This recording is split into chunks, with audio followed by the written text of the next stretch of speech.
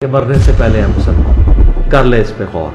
किताबों का खुदा और है, बाबों का खुदा और। कहने को तो थी सबका इस्लाम है, लेकिन किताबों का जहां और है, बाबों का जहां और। असल में मेरी कहानी कुछ इस तरह है कि हम थे तो मक्का में, लेकिन हमारे पेरेंट्स बरेलवी थे। मक्का में बरेलवी थे और हमें ना न्यूटन का सेकंड लॉ पढ़ाया जा रहा था। तो मैंने ना वहाँ बता दिया कि आप लोग किन लोगों की बातें कर रहे हैं। हमारे जो बुजुर्ग थे वो तो ऐसे थे कि उनके पास अगर बिजली कड़कती थी वो उठा के लोटे में डाल देते थे। तो फिर आप सोच लें कि जो मेरे अकीदे थे मुझे सेम वैसे लोग मिले तो कहाँ मेरा कॉन्फिडेंस हो जाएगा। मैं तो फिर किसी बंदे को बंदा ही नहीं समझता था। ठीक है, सेकंड ईयर के बाद मैंने गॉड डिल्यूजन पढ़ी, मैंने इस तरह के लोगों को सुना। ठीक है, कुरान नहीं मैंने कभी पढ़ा, लेकिन जितने भी इस्लामिक लोग मुझे दिखे ना, जो भी वो मुझे अच्छे कैरेक्टर वाले नहीं दिखे। और मेजोरिटी है, बिल्कुल मेजोरिटी है। ये सारी कहानी में सब झूठ है, कोई खुदा नहीं है, कोई नबी नहीं है। जो भी यहाँ आया है उसने अपने मर्जी से कोई उसको अखलाकियात की बात की तो कर गए। और अगर लोग नबी को भी मानते ना तो उनके बड़े बड़े फिलोसफर गुजरे। एंड आई वाज लाइक यार मैं तो मुसलमान ही नहीं, किसी को मान रहा था मेरी तरफ से क्या है। मैंने कहा यार कादियानी है, उनके इतनी इंटेलेक्चुअल अगर कादियानी बात करें। फिर मेरे दिमाग में अब्दुल सलाम दोबारा ना, मुझे उस दिन मैं जब कंप्लीट किया, मैं हरम में गया और मैंने खूब खुदा से माफी मांगी।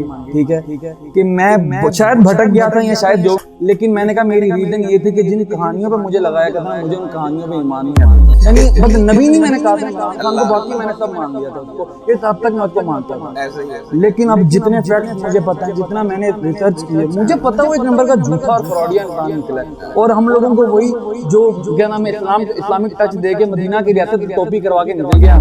इतना सपोर्ट किया इंजीनियर साहब ने उनको, इतना सपोर्ट किया। लेकिन अभी मैं रिसेंटली मुस्लिम टुडे वालों की सुन के आ रहा था, उन्हें कोई नहीं मिलता, वो इंजीनियर साहब पे चढ़ाई कर रहे। इस्लाम छोड़ चुका हूँ तो मेरे पे मुझे कत्ल क्यों किया जाता? क्योंकि मुझे तो जिस इस्लाम का पता चला वो इस्लाम ही गलत था। अस्सलाम वालेकुम भैया। वालेकुम अस्सलाम व रहमतुल्लाहि व बरकातहू। क्या नाम है भैया आपका? जी मेरा नाम है नुमान इजाज। नुमान इजाज जी। नुमान इजाज भाई किधर से? मैं सऊदीया में होता हूँ, मक्का में। यहाँ तो हम लाहौर से हैं। लाहौर कौन सी जगह से? लाहौर ठोकर न्याज बेग ठोकर साइड से। ठीक हो गया। कब से है मक्का में? मैं तो पैदा ही उधर हूँ, मैं उधर ही रहा हूँ। यहाँ मैं कभी कभार ही आता हूँ। अच्छा, यहाँ पे कभी कभार। माशाल्लाह, वेलकम जी आपको। नुमान भाई मक्का में पैदा हुए और उधर ही रह रहे हैं जी। अच्छा, आपको इंजीनियर साहब का तारुफ कैसे हो गया? कैसे हुआ, कब हुआ, क्या हुआ, बताए ना हमें भी। असल में मेरी कहानी कुछ इस तरह है कि हम थे तो मक्का में, लेकिन हमारे पेरेंट्स बरेलवी थे। मक्का में बरेलवी थे और उन्होंने भी अपनी ज़िंदगी का काफ़ी बड़ा अरसा उधर ही गुजारा है, लेकिन वो अपने ख्यालात तब्दील नहीं कर पाए। अच्छा। इतना देर रहने के बाद भी, इतनी मॉडर्नाइजेशन के बाद, देखने के बाद भी वो अपने आप को नहीं बदल पाए। और उसी तरह हम भी बच्चे थे, हम बड़े हो रहे, हम लोगों ने उनसे कहानियाँ सुनी। दाता फरीद जो सबसे ज़्यादा हमें उनकी कहानियाँ सुनाई गई, हमने वो सुनी और सुनते रहे उन पे, यानी उनको सच मानते रहे काफ़ी हद तक। सही है। और जाते रहे। आई थिंक कुछ एक वाक़या याद है मुझे, मेरे उन दोस्तों ने आना था लेकिन वो अब चले गए हैं। क्लास 8 का वाक़या था कि हम लोग फिज़िक्स की क्लास में बैठे थे और हमें ना न्यूटन का सेकंड लॉ पढ़ाया जा रहा था। तो मैंने ना वहाँ बता दिया कि आप लोग किन लोगों की बातें कर रहे हैं। हमारे जो बुजुर्ग थे वो तो ऐसे थे कि उनके पास तो अगर बिजली कड़कती थी वो उठा के लोटे में डाल देते थे।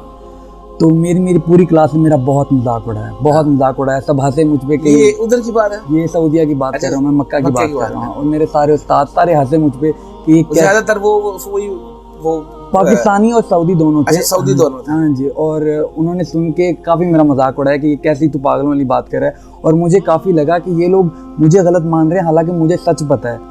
मैंने उसी तरह वाक़या आके अपनी मामा को बताया, अपने पापा को बताया कि इन्होंने मेरा मजाक उड़ाया है। कहते हैं ये पागल, ये जाहिल लोग, इन्हें कि पता ही नहीं इन चीज़ों का, बुद्धू लोग हैं। तो मैंने कहा ऐसा तो हो नहीं सकता कि इतने ज़्यादा जाहिल हों और मैं समझदार हूँ, और ऐसा भी नहीं हो सकता मेरे माँ बाप जाहिल हों जिन्होंने मुझे बचपन से लेके।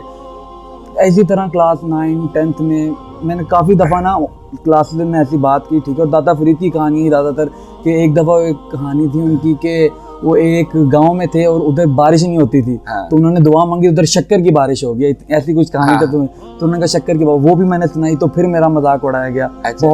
बहुत ज्यादा क्लास के सामने आपको पता किया एक बच्चा वो कितना ज्यादा अपने आप को फील करता है कि यार मेरा मजाक उड़ा रहे हैं लोग।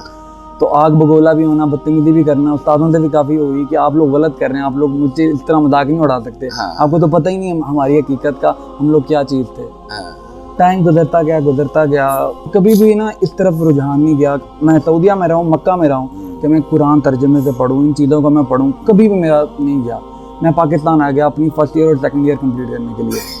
मैं इधर आया, मैंने दोस्ता लगाए और ऊपर से फिर मेरी गैदरिंग भी मुझे कटर बरेलवी दोस्त मिल गए।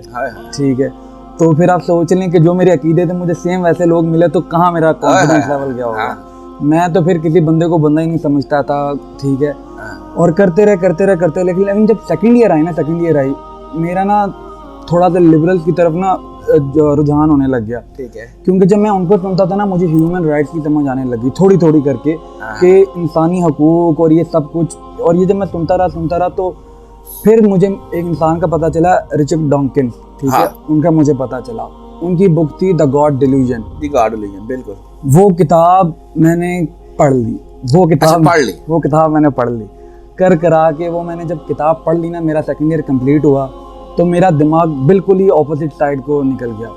फिर मैं लोगों को सुनने लग गया जो एथियस्ट कहलाते थे, और उस टाइम मुझे पता चला कि ऐसी भी टर्म होती है कि लोग ऐसे भी एग्जिस्ट करते हैं जो खुदा को नहीं मानते।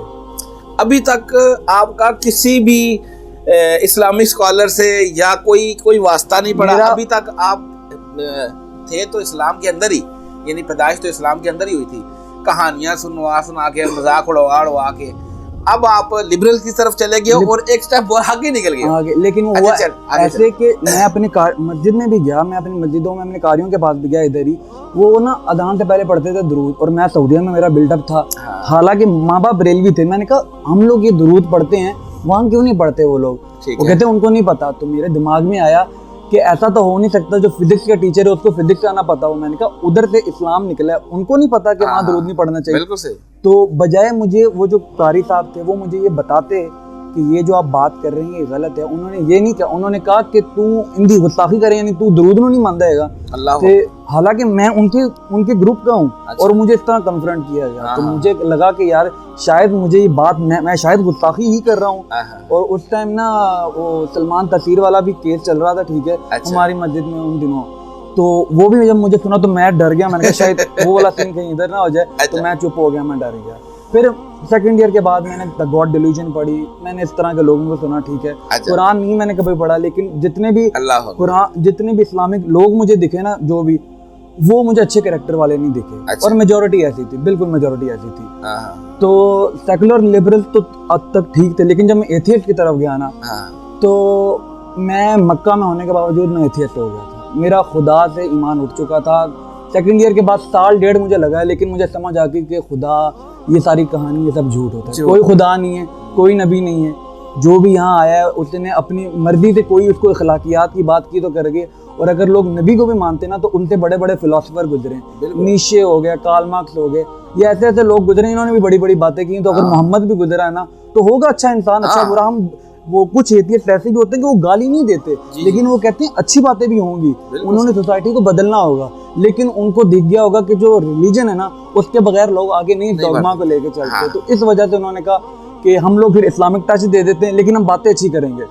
उस हद तक तो बात अच्छी रह गई, लेकिन जो आगे लोग आए, ठीक है, उन्होंने इसमें से अच्छी बातें निकाल दी और वो डॉगमा ही डॉगमा हो गया आगे।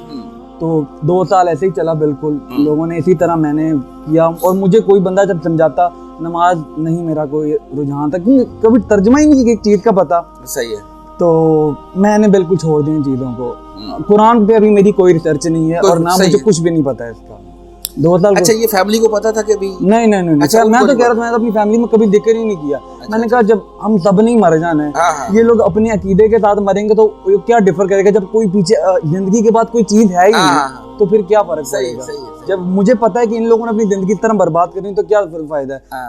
अपना फायदा देखो। जिनको ये इमाम मान के बैठे हैं, ये मेरा भाई बैठा है, इसको मेरे माँ बाप लेके गए थे वो शुभ वाली सरकार के पास। उसको आंखों का मसला था, उसने अपनी थूक इनकी आंखों पे लगाई और उनको कहा कि इनको शिफा होगी, और ये वापस आया मेरे पास और इसने मुझे बताया। और उन दिनों मेरा दिमाग इस तरह फिर था, जब मेरे माँ बाप ने ये चीज मुझे बताई, मैंने कहा मैं एक साइंस का स्टूडेंट हूँ, हम तो ये तक मानते हैं कि जब सेब नीचे गिरता है तो वो क्यों गिरता है, हमें उसकी भी वजह बताई जाती है। तो इसमें क्या वो हमें मेडिकल साइंस बता रहा है, ये इस एक्ट से वो क्या बताना चाह रहा है? डॉगमा और इन चीजों से मैं फिर बिल्कुल ही ना वाकिफ और बिल्कुल दूर होने लग गया। सही। फिर 2 साल बाद मुझे ना एक वीडियो मिली इंजीनियर साहब की। एक पहली जो उनकी मैंने वीडियो देखी वो थी, उन्होंने एक हिंदू को रिप्लाई किया था। हाँ बिल्कुल किया। उन्होंने एक हिंदू को रिप्लाई किया था जिसके अंदर वो हिंदू उनसे पूछ रहा था, कुरान के अंदर लिखा हुआ है कि क्या तुमने नहीं देखा हमने पहाड़ बनाए, जमीन बनाई है, सारा कुछ बनाया। तो वो हिंदू ने सवाल किया, तो वो सवाल भी उसका काफी वैलिड लगा कि अगर जो जितने दुनिया बनाई है अकॉर्डिंग टू मुस्लिम, अगर उतनी दुनिया बनाई है तो हमसे ये सवाल क्यों कर रहा है? क्योंकि हम तो एग्जिस्ट नहीं करते थे, हम तो बिग बैंग के बाद कहीं आने वाले लोग हैं। तो इंजीनियर साहब ने उसका जवाब दिया, और वो जवाब मुझे काफी हद तक ना लगा कि यार ये बंदा कोई सेंसिबल बात कर रहा है, कोई हवाई गप नहीं मार रहा। तो मैंने कहा गुड यार, ऐसे भी चलो इस्लाम में लोग आने लगे, चलो कुछ ना कुछ तो लोगों को एजुकेट कर रहे हैं। वो मैंने उनकी पहली वीडियो सुनी, और उसके बाद 6-7 माह कोई नहीं। उसके बाद फिर एक लहर निकली कि ये बंदा कादियानी है, एंड आई वाज लाइक यार मैं तो मुसलमान ही नहीं, किसी को मान रहा था, मेरी तरफ से क्या है। फिर मैंने कहा यार कादियानी है, मैंने कहा इतनी इंटेलेक्चुअल अगर कादियानी बात कर रहे हैं। फिर मेरे दिमाग में अब्दुल सलाम, मैंने कहा क्या पता है यार कि कादियानियों के पास हो कोई मवाद, उसकी वजह से साइंटिस्ट भी वो बन रहे हैं। क्योंकि यहूदियों को तो मैंने देख लिया यार कि वो यहूदी अपनी किताबों पे ईमान लाके इतने बड़े साइंटिस्ट बन रहे हैं। तो क्या पता ये जो पागल हैं सुन्नी, ये पागलों कादियानी ऐसा, क्योंकि मेजोरिटी और माइनॉरिटी वाला तुमने फर्क नहीं देखना। मैं तो देखा था शायद उनके पास कोई लॉजिक था। सही है। फिर मैंने देखी इनकी कादियानियों के लिए वीडियो, वहाँ मैंने इनकी सुनी दूसरी वीडियो, और मैं एकदम हिल गया। मैंने कहा इस बंदे पे इल्जाम लगा रहे हैं, ये तो मुझे लग ही नहीं रहा कहीं से भी कादियानी। वो तो टोटली उनको दज्जाल कह रहा है, सेम जो वो इन लोगों के बारे में अकीदा रखते होंगे। वहाँ से क्यूरियोसिटी पैदा हुई, बहुत क्यूरियोसिटी पैदा हुई। फिर चलता रहा, टाइम चलता रहा। फिर मैंने हारिस सुल्तान, एक वो भी एथियस्ट है, हाँ है, उसके भी मैंने मुंह से ना इनका जिक्र सुन लिया कहीं। मैं और हो गया यार कि एथियस्ट इनकी बात कर रहे हैं, और वो बहुत ही यानी गिरा हुआ एथियस्ट है। ठीक है, हम उस किस्म के एथियस्ट नहीं थे, वो तो बिल्कुल भी किसी चीज को अच्छा मानने को तैयार ही नहीं है इस्लाम की, उसकी अपनी वजूहात हैं। लेकिन मैं वैसा एथियस्ट नहीं था। मैंने कहा नहीं, किसी जो अच्छी है वो तो क्रेडिट देंगे। सही है। तो करते रहे, तो मैं फिर सुनने लग गया। इंजीनियर 1 क्लिप 2 क्लिप 3 4 5 करते करते मैंने 5-6 माह में इंजीनियर साहब को रट लिया पकड़ के कि यार। और फिर मेरा दिमाग खुला, फिर मुझे पता चला कि यार कुरान को तर्जुमे से पढ़े। मुझे क्यूरियोसिटी पैदा हुई कि यार कितना मैं पागल हूँ, मैं द गॉड डिल्यूजन पढ़ रहा हूँ, इतनी किताबें पढ़ रहा हूँ। मेरे घर पे कुरान किताब मैंने एक दफा कभी क्यों नहीं सोचा कि यार मैं नमाज डेली पढ़ता हूँ, उसमें मैं क्या पढ़ता हूँ, मुझे क्यों नहीं पता इस चीज का। तो एक दफा झटका भी लगा। मेरी मामा ने ना उस टाइम ताज़ा कुरान तर्जुमे से खत्म किया था। मैंने अपनी मामा से पूछा कि आपने कुरान खत्म किया है, आपको क्या मिला है, यानी आपको क्या कुछ समझ आई है। लेकिन वो कहते हैं ना, जब आप सिर्फ कुरान को पढ़ रहे हो ना, दिमाग खोल के ना पढ़ रहे हो, तो आप पे वो कोई इफेक्ट नहीं डाल सकता जब तक आप समझना ही नहीं चाह रहे। ऐसे तो मेरी मामा से मुझे कोई इतना ना सॉलिड आंसर नहीं मिले। मैंने कहा मैं खुद पढ़ता हूँ। मैंने वही किया, मैंने शुरू किया, मैंने अल्हम्दुलिल्लाह पढ़ी, मैंने अगली सूरत पढ़ी। 2 सूरतें पढ़ने के बाद ना मुझे इतना पता चल गया यार कि जो चीजें हम लोग कीदे रख के बैठे थे ना, वो बिल्कुल ही डिफर थे, वो बिल्कुल ही डिफर थे जो कुछ मैं अपने दिमाग में सोच के बैठा था। 1-2 कुरान मैंने एक दफ़ा कंप्लीट कर लिया। कुछ मैंने विजुअली देख के पढ़ा, कुछ मैंने ऑडियली, कभी डॉक्टर इसरार को सुन लिया, कभी इंजीनियर साहब को सुन लिया। इस तरह करा के मैंने कुरान अपना एक दफ़ा ना ओरल कंप्लीट कर लिया। और फिर मुझे दोबारा ना, मुझे उस दिन मैं जब कंप्लीट किया, मैं हरम में गया और मैंने खूब खुदा से माफ़ी मांगी। ठीक है, कि मैं शायद भटक गया था या शायद जो, लेकिन मैंने कहा मेरी रीज़न ये थी कि जिन कहानियों पे मुझे लगाया था ना, मुझे उन कहानियों पे ईमान नहीं आता था। और वो जो इंजीनियर साहब का लॉजिक है ना कि नबी के लिए हम मौजज़ा मान सकते हैं, गैर नबी के लिए नहीं मान सकते, वो इतना सॉलिड रीज़न था ना कि मैं आज भी ये बात बोलने को तैयार हूँ। मेरे हज़ारों एथियस्ट दोस्त सऊदी हैं, मक्का में एथियस्ट हो गए। उस रीज़न से काफ़ी लोग वापस रिवर्ट हो रहे हैं, क्योंकि वो कहते थे यार ये वहाबी कहते हैं कि खुदा इस तरह का है और ए नबी है, तुम लोग कहते हो कि इस तरह और भी आगे। कहते हैं जब हम इस बंदे का मान सकते हैं मोहम्मद का कि ये मौजज़े कर सकता है, तो यार वो जो उधर लाहौर में हम उसका क्यों ना माने मौजज़ा। वो जो चाइना में दफन मुल्क मौला क्यों ना माने। तो वो जो उनका लॉजिक था ना, वो जब मैंने उनको सुनाया तो वो उनको काफ़ी ट्रिगर किया। और काफ़ी मेरे दोस्त हैं जो अब हालांकि उनकी अपनी ज़बान है अरबी, लेकिन अब वो इन चीज़ों को सोचना शुरू कर गए हैं कि यार हमें भी खुदा को सोचना चाहिए। तो बस फिर वहाँ से हम लोग एथियस्ट से फिर सेकुलर और लिबरल और इंजीनियर साहब के स्टूडेंट रह गए।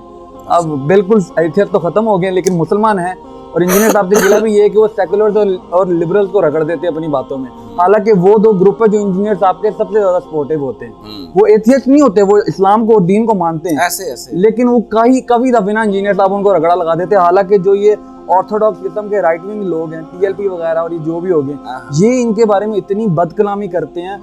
और मैं बहुत नरम मिजाज का बंदा हूँ, लेकिन मेरा बीपी हाई हो जाता है जब मैं इंजीनियर साहब को फ्री में गालियां सुनते देखता हूँ। आजकल ये पीटीआई का ट्रेंड चल रहा था, मैं इमरान खान का सपोर्टर रहा हूँ और इतना कटर सपोर्टर रहा हूँ कि कोई भी मेरे साथ तो कोई बंदा बैठ के कोई इमरान खान को उफ भी नहीं कर सकता था। यानी बस नबी नहीं मैंने कहा था इमरान खान को, बाकी मैंने सब मान लिया था उसको, इस हद तक मैं उसको मानता था। ऐसे ही है। लेकिन अब जितने फैक्ट्स मुझे पता है, जितना मैंने रिसर्च किए, मुझे पता वो एक नंबर का झूठा और फ्रॉडिया इंसान निकला है। और हम लोगों को वही जो क्या नाम है इस्लामिक टच दे के मदीना की रियासत टोपी करवा के निकल गया हमें। और अब मैं जब लोगों को समझाता हूँ, लोग मुझे कहते हैं कि नहीं तू पटवारी हो गया। हालांकि हम तो किसी को भी सपोर्ट नहीं करते, लेकिन इतने अब सच्चाई को सपोर्ट करते, अब हम सच्चाई को सपोर्ट करते हैं। इसलिए तो जनाब हम इस तरह की बातें करते हैं तो उनके पास और तो कोई बात नहीं, उन्होंने हमारे पर इल्जाम लगाना कि पटवारी हो गया। पता है इंजीनियर साहब को वीडियोस में कह रहे हैं ये पटवारी है, ये उसका नून का फॉलोअर है, वो बात कुछ और कर रहे हो, कह रहे नून का फॉलोअर है। इंजीनियर साहब की बात मैनिपुलेट। अभी इनका जो रिसेंटली वो एक पीटीआई के पॉडकास्टर से हुआ है, इनका वो पॉडकास्ट हुआ है, वो 1.6 दिनों में 1.3 मिलियन व्यूज चले गए। जी वो भट्टी साहब इतने डफर और इतने इलिटरेट लोग हैं ना कि सिर्फ वो पॉडकास्टर इंजीनियर साहब से सवाल कर रहा है कि ये इस्लामी जो टच होता है, ये जो इस्लाम का टच देके जो मुल्ला लोग बनते हैं वो ज्यादा लोग बन रहे हैं, तो इस वजह से आपने भी ये फील्ड चूज की है। वो सवाल कर रहा है और उस क्लिप को काट के पीछे फनी म्यूजिक लगा के इंजीनियर साहब को डिग्रेड किया जा रहा है। अल्लाह के बंदो अगले का जवाब तो सुन लो। इंजीनियर साहब किसी क्लिप में बोल रहे हैं यार, जब उसको बोला गया कि आपके पास भी तो डिग्री कोई नहीं, आप अपने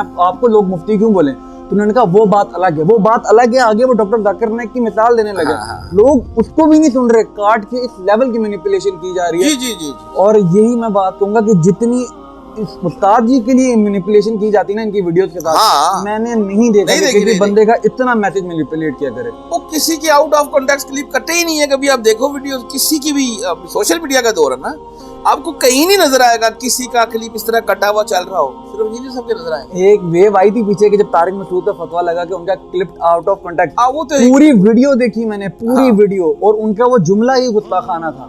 हालांकि मुझे जितनी नफरत होगी तारिक मसूद की, इतना सपोर्ट किया इंजीनियर साहब ने, उनको इतना सपोर्ट किया, लेकिन अभी मैं रिसेंटली वो मुस्लिम टुडे वालों की सुन के आ रहा था, उन्हें कोई नहीं मिलता वो इंजीनियर साहब पे चढ़ाई कर देते, उन्हें कोई नहीं मिलता तारिक मसूद साहब को इंजीनियर साहब पे चढ़ाई। अफसोस है यानी कि एक बंदा आपके इतने मुश्किल वक्त में भी काम आया, लेकिन हद है। वो भी सेकुलर और लिबरल को बातें करेंगे, वो तारिक मसूद भी, हालांकि जब उन पे भी बुरा वक्त आया, सेकुलर और लिबरल भी थे जो कह रहे थे यार कि उनकी भी माफी कबूल थी, आपकी भी माफी कबूल है। बिल्कुल सही। आज भी तारिक मसूद की माफी की पे बात होगी, लेकिन सलमान तसीर की बात भी कुछ नहीं होगी। उनके बेटे के साथ मैं उठ के बैठा, उनके बेटे की मैंने किताब पढ़ी है, उन आज भी कोई उनका नाम लेने को भी नहीं तैयार। वो मुफ्ती हनीफ कुरैशी, वो आगे इतनी उल्टी बातें करता है, कब आके लानी माफी मांगेगा इस बात की कि यार मेरी वजह से सलमान तसीर का कत्ल हुआ था। वो बंदा आया था वहां जान बचाने आया था वो लड़की की, और मुझे तो यही लगता है कि वो शहीद है। जिस तरह मैंने कुरान पढ़ा मुझे वही शहीद लगता है, लेकिन लोग उसको इतना बुरा, और जिसने कत्ल किया उसका मज़ार बनाया हुआ है। ये मुल्क कैसे तरक्की करेगा जब कातिल का मज़ार बनाया और शहीद को आप गालियां दे रहे हैं। इसी वजह से ना बस अब ये बातें हमारे अंदर दुख हैं जो हम इस मुल्क को देख देख के हमारे निकलते हैं। चले, आपके उस्ताद ने तो जो है कलमा हक बुलंद कर दी है, बिल्कुल, और आपको पता कि एक अरसे से उसने अपनी जान हथेली पे रख के, बिल्कुल अब तो बहुत सारी टॉलरेंस आ गई है लोगों में, अब तो ये हजम हो रही है। आपको पता जब उन्होंने बात करना स्टार्ट की थी तो कोई सोच भी नहीं सकता था। मैं खुद कहता हूँ कि जब मैं सुनता था ना, मैं किसी को बता नहीं सकता था यार कि मेरे ये अकीदे हैं, और मुझे तो उस बंदे को मैं नबी ही नहीं मानता जिसको तुम, और ये भी मुझे डर था कि अगर मैं किसी को बोलूँगा तो मेरे पे क्या नाम है कत्ल भी किया जा सकता है, क्योंकि और एक गिला भी इंजीनियर साहब से जो मैं शायद खड़े होकर सवाल ना ही मुझे पूछने थे, वो वीडियो के हिसाब से मैं पूछ लेता हूं कि हम लोगों ने, मैं एक बरेलवी था, फिर मैं एथियस्ट हो गया, बिल्कुल, और फिर मैं मुसलमान हुआ हूँ। अगर किसी को बीच में पता चल जाता कि मैं इस्लाम छोड़ चुका हूँ तो मेरे पे मुझे कत्ल क्यों किया जाता? क्योंकि मुझे तो जिस इस्लाम का पता चला वो इस्लाम ही गलत था। सही है। और इसी तरह अगर कोई मुसलमान है, ठीक है, वो छोड़ देता है इस्लाम को और वो कहता है मुझे यहूदियत ठीक लग रही है, तो हम किसी यहूदी को कैसे ये बात कह सकते हैं यार कि तू हमारे दीन में आ जा, लेकिन जब तू हमारा दीन छोड़ेगा तो मुर्तद हो जाएगा। तो वो कहेगा यार मैं तो अपने दीन से निकल रहा हूँ, तो मैं तो मुर्तद नहीं हो रहा, चाहे वो बुद्धिस्ट हो कोई हो। तो हमारा इस्लाम इतना सख्त क्यों है? वो हमजा अली अब्बासी साहब ने थोड़े दिनों पहले पॉडकास्ट दिया, उनका और गांधी साहब का नज़रिया ये है कि उनको क्या नाम है, अगर कोई इस्लाम छोड़ता है और उसका कत्ल जो मुर्तद है वो नबी के दौर तक के लिए था। हमारे पास कोई अथॉरिटी नहीं कि हम किसी बंदे को इस बात पे कत्ल कर देंगे उसने इस्लाम क्यों छोड़ा है। तो यहाँ मैंने इंजीनियर साहब का वीडियो भी सुनी थी जहाँ वो कह रहे थे कि नहीं मेरे अकॉर्डिंग भी कि जो बंदा इस्लाम छोड़े आज के दौर में वो मुर्तद ही होता है। तो यहाँ इंजीनियर साहब से इख्तलाफ है उस्ताद जी से कि वो मुर्तद क्यों होगा। आपके पास आज टाइम है, आप इधर ये कापी पेंसिल पड़ी हुई है, क्वेश्चन लिखें। जी जी जी हाँ इंजीनियर साहब इसका जवाब देंगे। अच्छा है ना, बिल्कुल रिकॉर्ड करो इस तरह की बात, तो सही होगा जी। चलो अच्छा लगा जी आपसे बात करके, फर्स्ट टाइम आए हो आज? जी जी पहली दफा आज इंशाल्लाह उस्ताद मोहतरम से मुलाकात भी होगी। अभी भी कोई भी क्वेश्चन है तो लिख के कर सकते हैं, खड़े होकर तो नहीं कर सकते, लिख के कर सकते हैं। जरूर लिख के। और वो जितनी भी पर्चियां जाती हैं ना वो इंशाल्लाह ताला उसके जवाब इंशाल्लाह वो रिकॉर्ड होंगे आपके सामने। बिल फर्ज अगर पर्चियां ज्यादा हो गई, अगर बाद दफा प्रोग्राम एक टाइम से चलता है ना, तो अगर वो टाइम में ओवर हो गया तो फिर दोबारा नेक्स्ट संडे वो पर्चियां दोबारा आती हैं। उसके अच्छा, जवाब हाँ मुझे तो लगा रखी वेस्ट हो जाती हैं ना जी, ना सवाल के रखी जाती है, एक बंदे की ड्यूटी होती है। वो बताया जाता है अगली संडे जब बात होगी तो ये पिछली पर्चियां खत्म होगी, अब ये पिछले संडे वाली पर्चियां थी, अब उसके जवाब। तो ये बिल्कुल आप सवाल लिख के करें। अच्छा लगा आपसे बात करके, जज़ाकल्लाह खैरा। और फिरकों की दुकानें बंद, द डैमेज डन।